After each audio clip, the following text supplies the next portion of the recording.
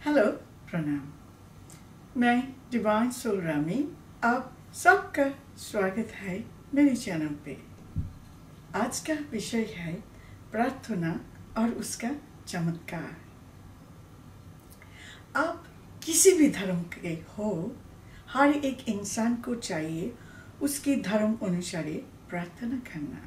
हर एक धर्म की प्रार्थना ईश्वर सुनते हैं। मगर दुख की बात यही है, कुछ दिन पहले मैं किसी को टीवी पर प्रवचन देते हुए सुना। उन्होंने बोल रहे थे इंसान को कभी प्रार्थना नहीं करना चाहिए, इसीलिए ईश्वर को पता है आप क्या मांग रहे हो, आपके अंदर क्या चल रही हो, आप क्या सोच रही हो। मैं उनके साथ एकदम सम्मति नहीं हूँ।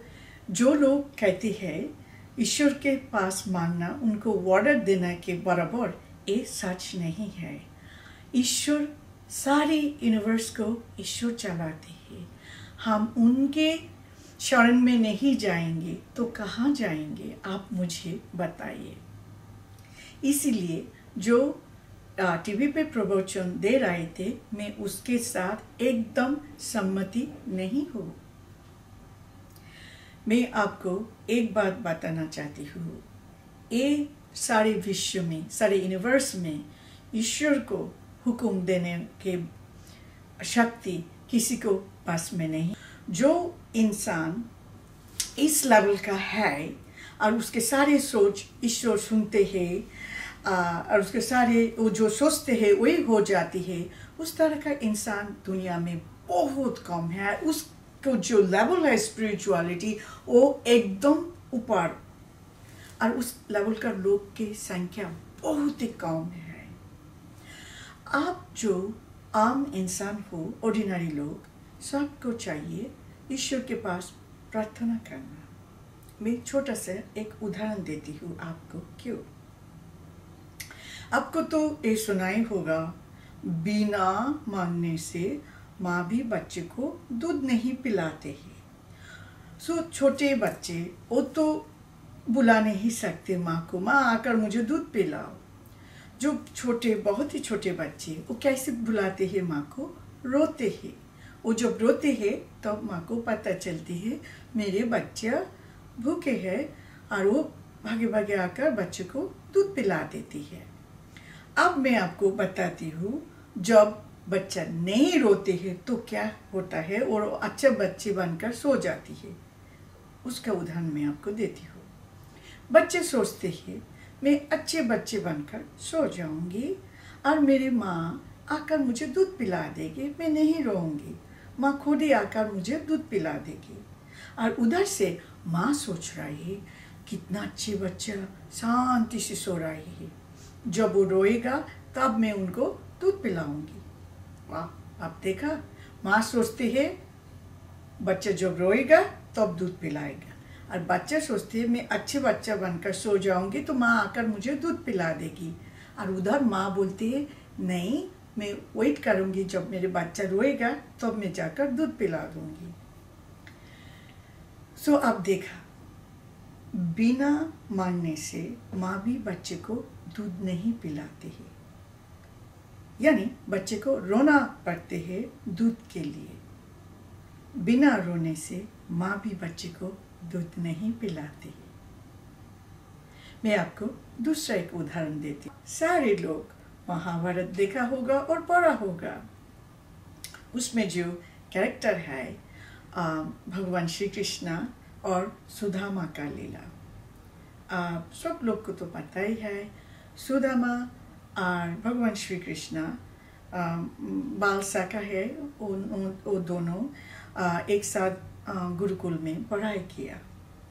मगर जब दोनों बड़ा हो गया, भगवान श्री कृष्ण द्वारका में चले आए, और सुदामा एक ब्राह्मण भिक्षा करके गुजारा करते थे। मगर वो कभी कभी उनको भिक्षा रेगुलरली नहीं मिलते थे, और इतना गरीब थे। उनके छोटे छोटे 4 बच्चे थे, कभी कभी भूखे ही रात में सो जाते थे पानी पीकर, उनके घर में खाना नहीं मिलते। तो ऐसे करते करते बहुत दिन चले गए, और सुदामा का भी कुछ मांगा ही नहीं उनके सखा भगवान श्री कृष्ण से। और इधर से श्री कृष्ण की पत्नी रुक्मिणी कहती है, प्रभु आप क्यों नहीं सुदामा को सिचुएशन अच्छा कर दो, उसके जो गरीबी दूर कर दो प्रभु। तब प्रभु श्री कृष्ण ने बोला, रुक्मिणी मैं कुछ भी नहीं कर सकते, उसको मेरे पास आना होगा। सुदामा एक बार मुझसे मांगे, प्रभु मुझे मदद करो, मैं तो सारी दुनिया उनको दे दूंगी, मगर उसको मांगना पड़ेगा। और भी भगवान श्री कृष्ण ने बोला, मुझे भी विधि का विधान फॉलो करना पड़ते है, मैं बिना मांग से कुछ भी नहीं कर सकते। इंसान को चाहिए प्रभु के, ईश्वर के शरण में आना और उससे प्रभु से मदद मांगना, वरना ईश्वर वॉलंटियरली आपको हेल्प नहीं करेंगे, आपको मदद नहीं करेंगे। जब सुदामा ने अंतिम सिचुएशन में आ गया और उसको और दुख सहन नहीं हुआ, फाइनली वो भगवान श्री कृष्ण के पास आया और प्रभु श्री कृष्ण ने उनके लिए सब कुछ कर दिया जैसे उन्होंने बोला। इवन स्वर्ग भी सुदामा के नाम पर कर दिया। आप ये उदाहरण से आप देखिए, बिना मांगने से ईश्वर नहीं देते और बिना रोने से माँ भी दूध नहीं पिलाती है। इसीलिए मैं वो जिन्होंने प्रवचन टीवी पर दे रही थी, मैं उनके साथ सम्मत नहीं हूँ। जो ईश्वर के पास मांगना नहीं है, प्रार्थना मत करो, कुछ मत मांगो, ऐसे ही ईश्वर को पता है तुम क्या मांगते हो। नहीं, हमको मांगना पड़ते हैं। मगर अब मैं आपको बताती हूँ आप कैसे मांगेंगे। जब आप ईश्वर के पास कुछ मांगेंगे, आप दिल से उनके पास सरेंडर करिए, दिल से, आपकी ईगो के साथ नहीं, आपके घमंड के साथ नहीं। जब आप ईश्वर के, प्रभु के, गॉड के शरण में जाए, तब आप कंप्लीटली उसके सामने सरेंडर हो जाइए। आप जब दिल से सरेंडर करेंगे ना, तब आप सोच भी नहीं सकते कैसे चमत्कार होने लगेंगे आपके साथ। आप जब एक आचक बन के, एक भिक्षुक बन के उनके शरण में जाए, उनके पास सरेंडर करे, तब देखिए, मैं गारंटी से बोल सकती हूँ ईश्वर आपकी प्रार्थना को सुनेंगे। मगर कितना जल्दी सुनेंगे एक गारंटी में नहीं दे सकते। इसीलिए ये आप पर डिपेंड करते हैं, आपके पाप पुण्य कहाँ तक पहुँच गए, आप कौन सा लेवल का इंसान हो, उस पर डिपेंड करती है कितना जल्दी आपकी प्रार्थना ईश्वर सुनेंगे और उसका चमत्कार आपकी जिंदगी में आने लगेगी। ये आप पर डिपेंड करती है। मगर जब आप हम्बल होकर दिल से सरेंडर करें, उससे क्षमा अर्चना करें, उसके शरण में जाए, एक आचक बनकर मांगे, देखिए सूनर एंड लेटर, थोड़ा पहले और बाद में आपके हर एक प्रार्थना का जवाब आपको मिल जाएगी। इसीलिए मैं कहती हूँ प्रार्थना हर एक इंसान को करना चाहिए ईश्वर के पास।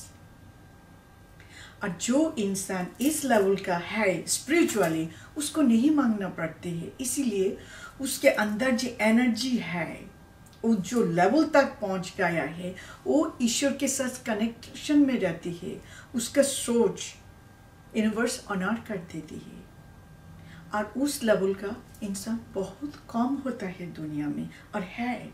इसलिए आपको मांगना पड़ते हैं। आपको चाहिए दिल से प्रार्थना करना, और देखिए बहुत जल्द आपके जिंदगी में भी चमत्कार आने लगेगी।